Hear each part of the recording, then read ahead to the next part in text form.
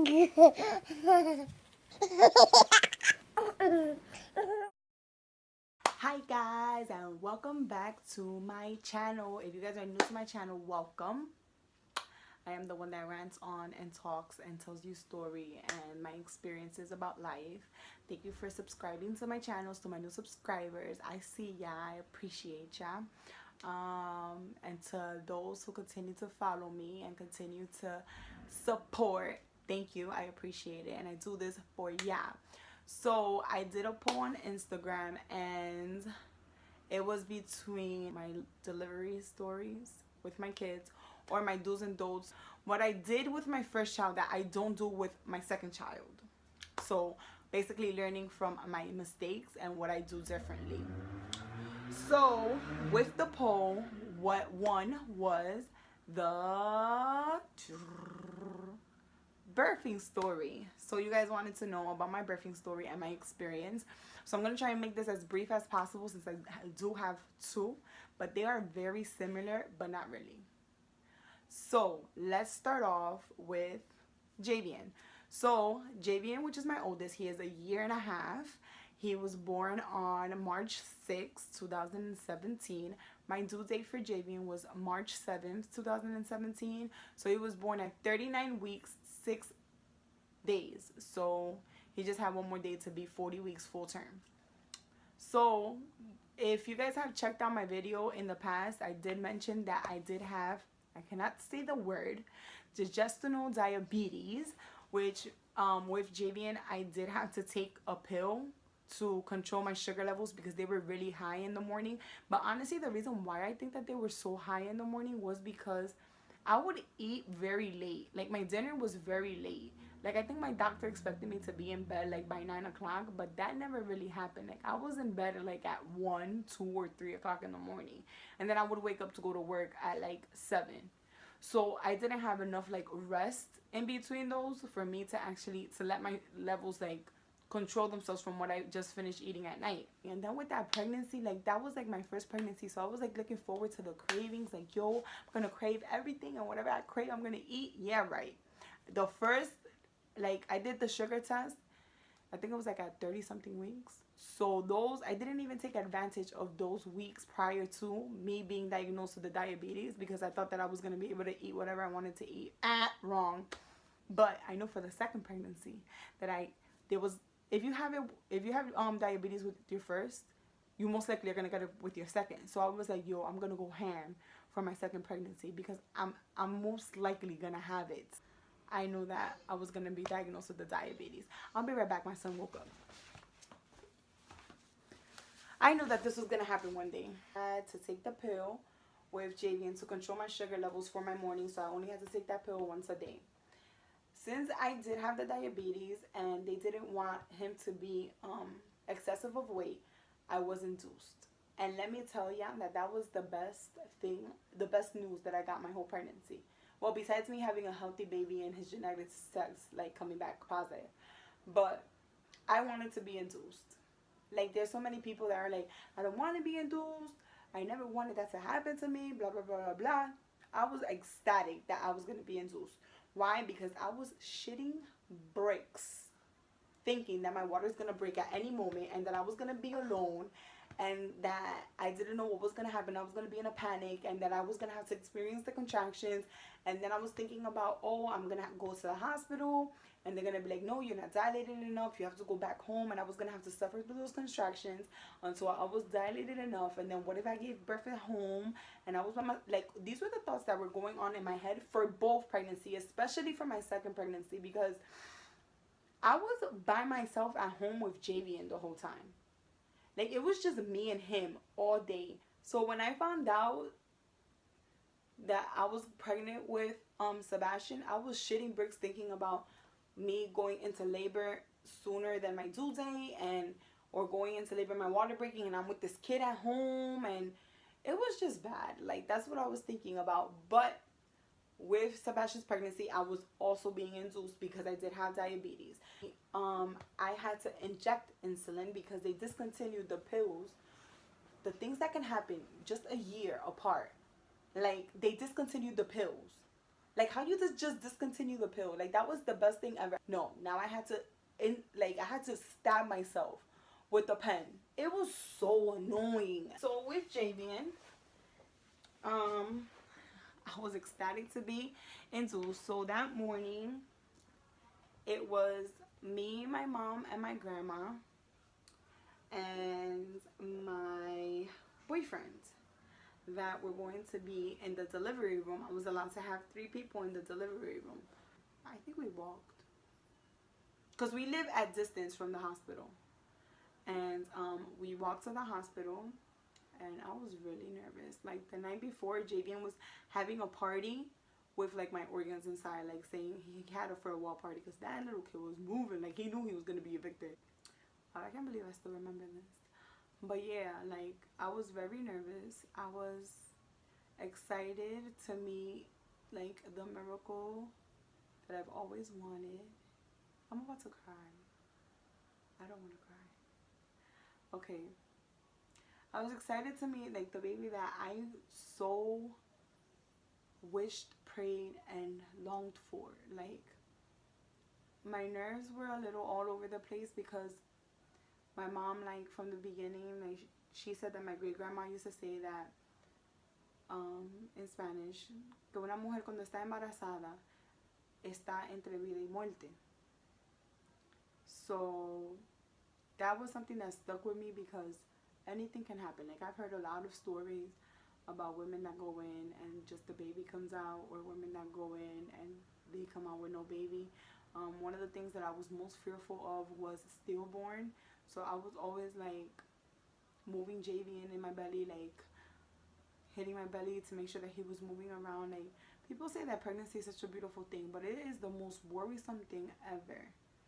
Like, you think about Down syndrome, you think about if the baby's moving, you think about miscarriage in the first trimester. Like, it is very, like, terrifying. Like, as much as you try to enjoy it, it is terrifying, at least for me, because I am a very paranoid person, especially since you guys know the struggle that I went through to conceive.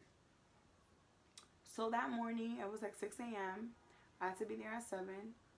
We all got ready, and we left the house like at 6:30 because I wanted to be there early, obviously. I was not speaking at all. Like, I was quiet as hell. I was just trying to get myself together and, like, prepare for this huge change that was about to happen. Like, it's still surreal to me that I'm a mom. Like, I know, like, they're here, but, like, it's still, like, it sounds so bad, but to this day, it still hasn't hit me. Like, you're a mom. Like, you're responsible. Like, I know and I do all the things and I love them. Like, they're my kids, but it's still hard to believe that since my journey, like, I have kids. Like, and I think that that's what I was thinking about. So I go into the hospital and they take down all my insurance information. And I was also nervous about what nurse I was going to get because I know that there's some nurses that are assholes. So I was afraid that, you know, this is my first time and I wanted somebody that was going to be there supportive. And I went in with the mentality that I was not going to be that patient. I was not going to be that woman that was screaming her lungs off that you hear about in the movies, that they're, like, screaming like, ah, get this baby out of me. I was not going to be that. Like, I had that mindset that I'm not going to give these people a hard time. I am not going to do it. So, filled out my paperwork. They gave me and my boyfriend went up first, and my grandma and my mom stayed downstairs because they had to get us a room situated. So we went upstairs, and my boyfriend was kind of, like, over it because he was tired since he was up since the night before. So he was just wanting to get to the room to, like, sleep because he was there for support, but at the same time, I get it. Like, he was working. So he has been through this before. So he's like, yeah, it's going to be, like, a couple hours. So I'm going to get some rest in at first because they're going to start you up and you're not going to be in that much pain. And then when your pain gets intense, then I got you.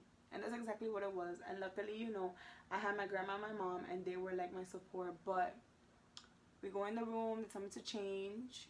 I changed into my robe. And then they start asking me questions about, like, why am I being induced?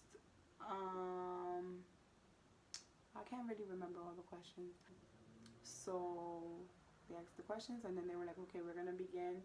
We're gonna start this off slow. We're gonna give you pitocin, which is what starts your contractions up.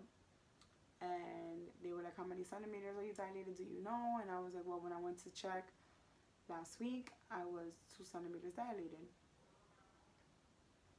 And so they start my pitocin, and I'm like, okay, this is not that bad. I went in with the mindset that I was not gonna get an epidural.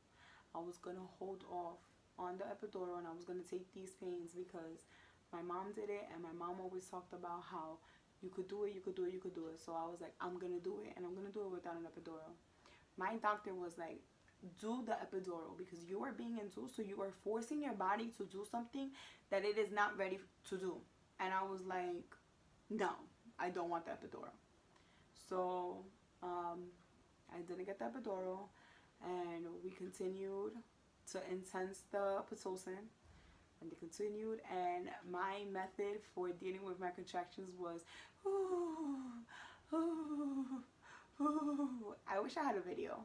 My godmother was able to go upstairs as well, because her doctor was my doctor, and our doctor delivered my baby cousins, which are now 19 and 18 years old. So she's been like around forever, so they're like this. So she was there too for more support. She was only there for a little bit because then after a while the nurses was like, oh, you only have 3 people, and they started acting up, whatever.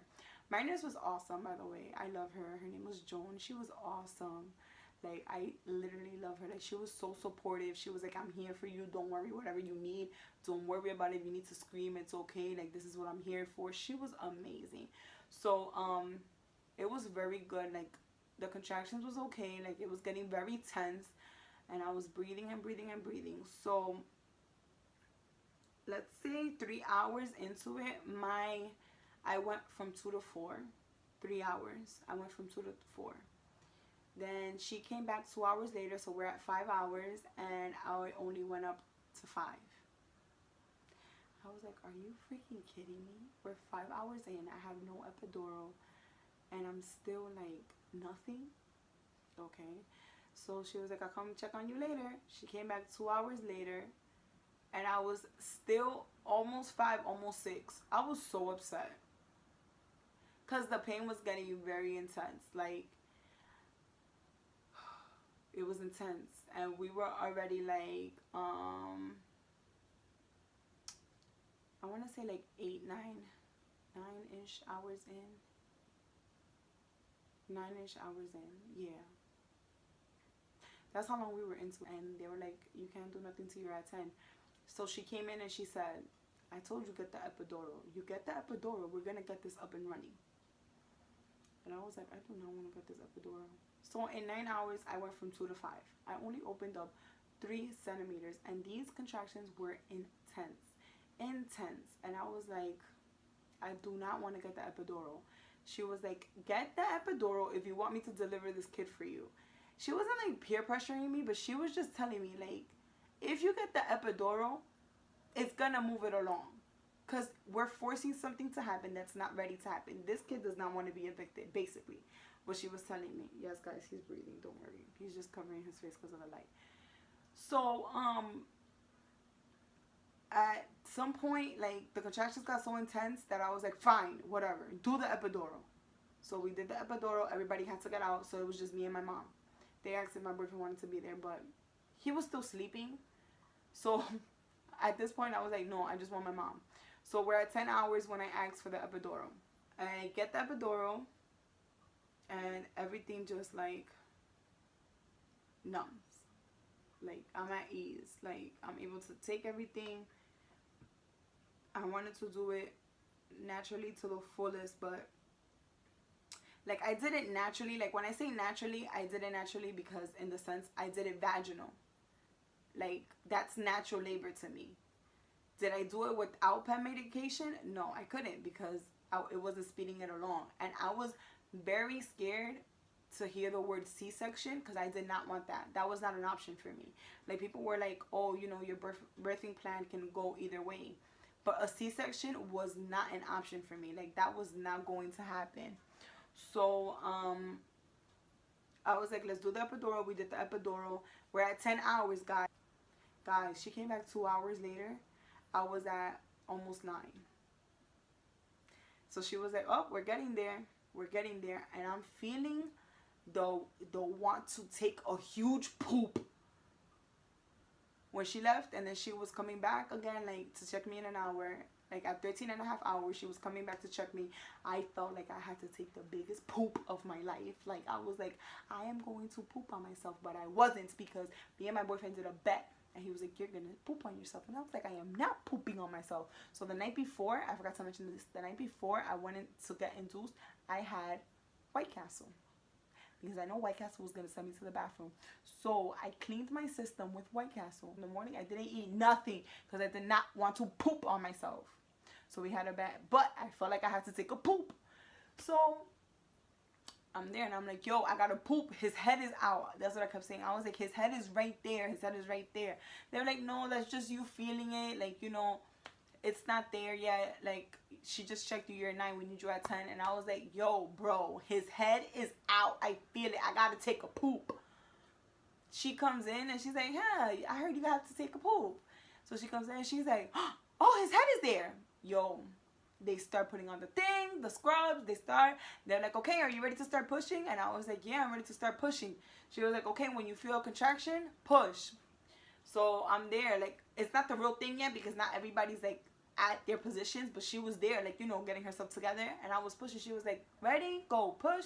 I knew that I had to push with my hips, not with my face. Ladies, you do not push a kid out with your face. You push them with your hips, because then your face gets red and you get out of breath quicker. You put your chin to your chest and you push like you're taking a giant poop.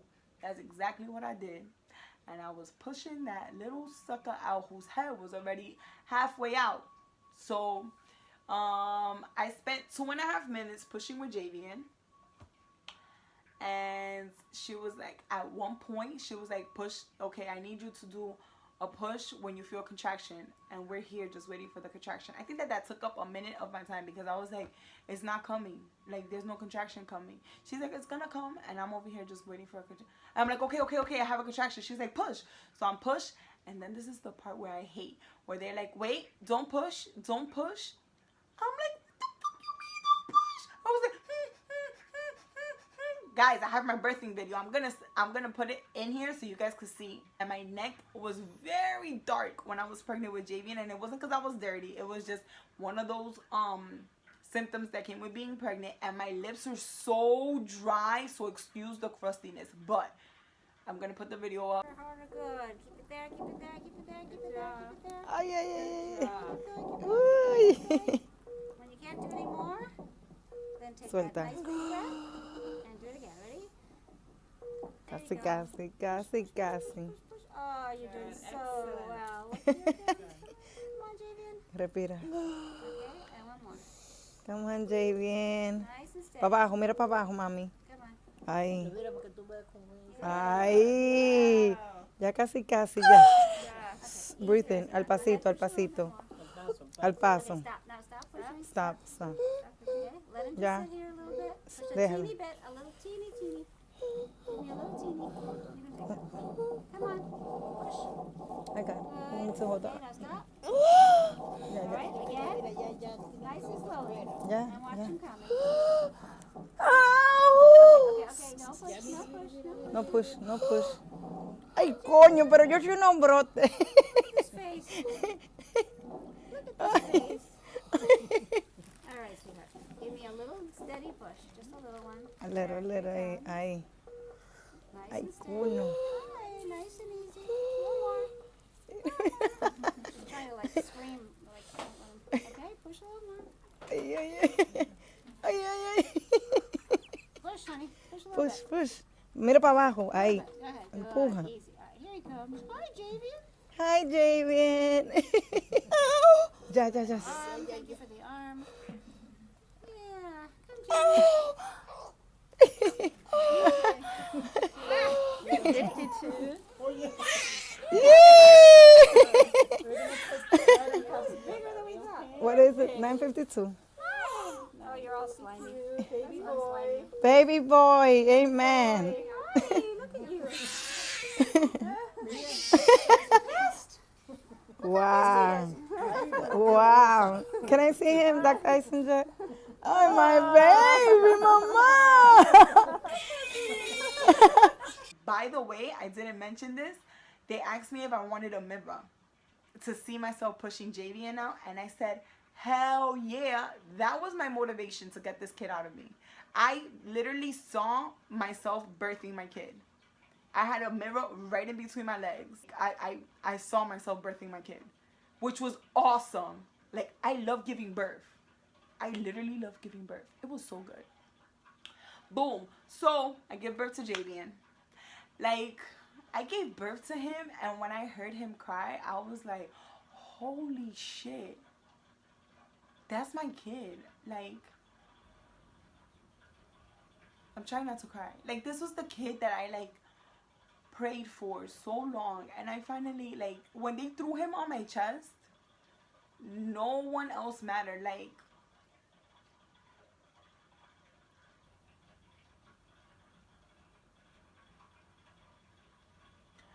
to think that, you know, I thought I was never gonna be a mom, and it was like, it was just me and him there, and like, the world didn't matter. Like, nothing else mattered, just me and my baby. And there's no words to explain it. Like, you can't explain becoming a parent or giving birth, and that first moment interaction that you have with your kid is unexplainable. Like, you have to go through it in order for you to understand, because you created this thing has been moving inside of you, you've been nurturing it, rubbing your belly, feeling movements, and then it's here, and it's like, holy crap, like, this is mine. But like I told you guys, it's surreal to me that I am a mom. I still can't believe that. Everything went well with JVN. I went in at 7 o'clock. I gave birth at 9:52 p.m. He was 19 inches long, 7 pounds, 14 ounces. Born on March 6, 2017. And after that, my mom was still there. My mom, my grandma, my boyfriend were there. And then an hour later, my stepfather and my two sisters were able to come upstairs and meet the baby. Like, they didn't have to wait for me to go into a room right in my delivery room, because we are so close to that doctor. They were able to come, and everybody was taking pictures with JVN, and it was just surreal. Like, I can't believe it. Like, I'm so proud of myself that I did that I was able to give birth naturally.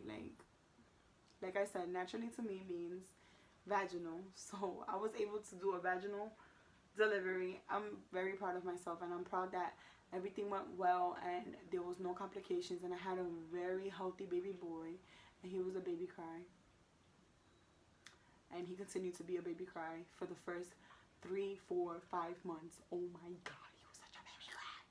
But nonetheless, he's still a mama's boy, as y'all can see. He don't let me do nothing. So, that was JVN's birthing story. With Sebastian, guys, I was going to be induced. I knew I had diabetes. I wanted to be induced. So I was hoping to have the diabetes. But then when I heard that I had to, like, stab myself because the pill was discontinued, I was so upset. But whatever. So, Sebastian. I was afraid of leaving JVN because I had been with JVN since he was born all his life. It was just me and him, and I was the one taking care of JVN. So the plan was for JVN to go to New Jersey to my other family members, which is my godmother, my cousins. They're like basically mom, sisters, and my grandma. But that didn't happen because I wanted JVN close, and I said that as soon as I gave birth to Sebastian, I wanted JVN to go to the hospital, because I was never apart from JVN for more than 4 or 5 hours. And the only reason why I was apart from JVN for 4 or 5 hours was because an emergency happened, which I will tell you guys about soon. You guys have to look out for that one. But I haven't been apart from JVN for very long.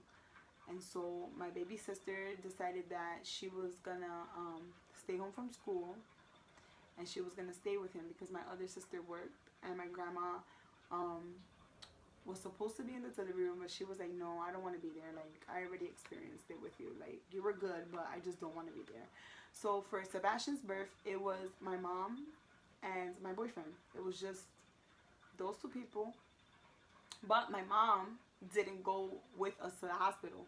So it was just me and my boyfriend. And let me tell you guys, my boyfriend was downstairs and he had worked, of course. That man is always working. And he had met me downstairs and he was like, hey, I'm downstairs. He packed his bag and I went down and guys, I couldn't stop talking. That's how nervous I was. Like, I was even more nervous with Sebastian's delivery than I was with Javian. And it was just because my mind was going to be at home, if Javian was okay, if everything was alright with the baby, like, and then I was going to be at the hospital. Like, there was just a lot to juggle. Like, it was a lot. And my boyfriend was like, yo, you're nervous because you haven't shut the hell up the whole walk. Not that it's a long walk, but I was just talking and talking and talking and talking and talking. So the same process, I gave birth in the same hospital with the same doctor. I requested my nurse and luckily she was there. Oh my God, I was so happy. I went in there and I had a picture of her with Javian because she went to visit us after I gave birth. The next day she went to go visit us. And I was like, I want her. And I showed them the picture and they were like, oh, Joan, because her last name is Jewish, so it was so hard to pronounce. And they were like, oh yeah, she's on here, she's on duty, so we're just gonna switch your nurse with her and she's gonna be able to take your delivery over. And I was like, yes. So I got my nurse. I was very happy. Same process, did the insurance. Me and my boyfriend got our wristbands. My boyfriend went to sleep. He opened the couch and he went to sleep. And my mom was texting me and she was like, hey, are you ready for me to come over? And I'm like, no, not yet. I haven't started my Pitocin, so it's okay. You could continue to sleep. Just wake up in an hour and come over. She's like, okay, I'm going to run some errands and then I'm going to go over there. So my mom didn't get there. I started my Pitocin and I was already getting contractions with Sebastian. My due date for Sebastian was May 5th, 2018. And he was born April 30th, 2018. So I was already experiencing contractions. They put the monitor on my belly and I was already experiencing contractions and I knew I was because they were like light cramps and I was like, oh, these feels familiar. So she was like, oh, you're already having contractions. And I was like, oh, yeah, I figured. And she was like, okay, we're going to start the Pitocin and we're going to start it a little, you know, heavier since you're already starting the contractions. I was like, okay, no problem. So I was just there watching TV and then my mom came like 10 o'clock-ish. So my contractions were a little tolerable, but they were getting, you know, solid. I had decided that for my second birth, I was going to do the epidural because I know how strong I am. Like, it's not that I'm not strong enough to take the contractions. I just didn't want to experience another 14-hour labor. Like, why do it if you can avoid it? And I wanted to know, like, if the theory was true. Like, I wanted to see if what my doctor was saying was true. And guys, let me tell you guys, I went in 2.5 centimeters with Sebastian, and in 3 hours after I got the epidural, I was at 7. 3 hours later, I was at 7, and then an hour and a half after that, I was at 9. 30 minutes later, I was pushing with Sebastian, and Sebastian's head was out. You see how Javian's head was half out? No, his head was out. My mom was like, I'm hungry. I'm going to go to Wendy's and I'm going to get something to eat. And I was like, sis, I feel like I got to take a poop. But if you want to go downstairs, you could go ahead and go downstairs. And she didn't want to go downstairs because with my aunt's labor with my baby cousin, with my little cousin, not my baby cousin, with my little cousin, she went outside to take a phone call, and when she came back inside, my aunt had already pushed out the baby. And she was like, I will die if I miss my grandson's birth, like my second grandson. So she was like, yeah, no, I'm gonna wait. And when she waited and she came, and the doctor came, and she came to check me down there, Sebastian's head was out. She was like, oh my God, it's happening again. The head is out. They were rushed like this. There was no practice push. There was not like, oh, give me a little push. No. She was like, you ready to have this baby? I was like, yeah, I'm ready. I didn't, there wasn't even time for them to ask me, do you want the mirror? I wanted the mirror, but there was no time because his head was out. So she was like, push. I pushed.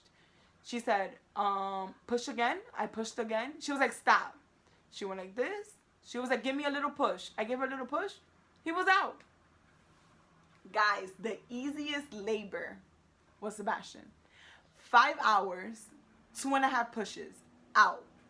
So maybe the epidural does work. So for those of you who are ever getting induced, I do suggest that you get the epidural if you want a quick labor. So it was 5 hours, 2.5 pushes, and I had my baby boy. And Sebastian's stories are always like shorter, but it's because everything with him is so fast. Like, it's so simple to explain. And it was the same feeling. Like, I was like, there's no way. Like, I just went through this last year. And here I am again with baby number 2. Like, God blessed me twice.